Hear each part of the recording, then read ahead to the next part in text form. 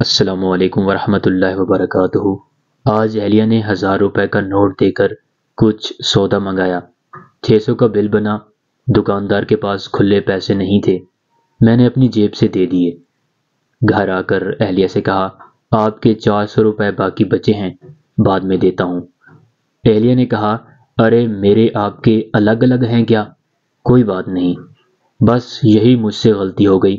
1 گھنٹے بعد اہلیہ کہنے لگی، ذرا 1000 کا نوٹ دینا، کچھ سودا رہ گیا تھا، وہ چھوٹے سے منگانا ہے، باقی جو بچے وہ آپ لے لینا۔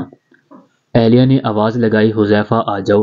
چھوٹا بلو نگڑا جن کی مانند ہاتھ باندھے حاضر ہو گیا۔ جی مالکن، جاؤ یہ سودا سامنے والی دکان سے لے آؤ، اور جو پیسے باقی بچیں اپنے ابو کو ایمانداری سے دے دینا۔ اہلیہ نے اس کے ہاتھ پر 1000 کا نوٹ اور پرچی رکھ کر کہا۔ 10 منٹ بعد چھوٹا تو واپس آ گیا، پر کھلے پیسے نہیں آئے۔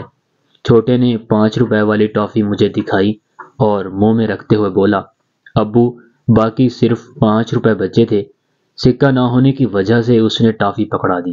آپ تو کھائیں گے نہیں، تو یہ ناچیز کھا رہا ہے۔ میں منہ بسورتے ہوئے بولا، بیگم صاحبہ یہ کیا؟ یہ تو ظلم ہے۔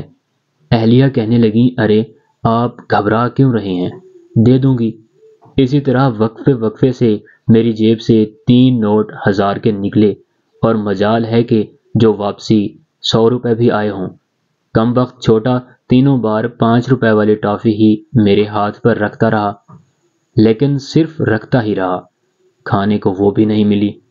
اور چلو یہاں تک بھی خیر تھی۔ اہلیہ مسکراتے ہوئے کہنے لگی، لائیں میرے 400 روپے واپس دیں۔ آپ کا کوئی بھروسہ نہیں۔ بھلا بتاؤ، یہ بھی کوئی بات ہوئی؟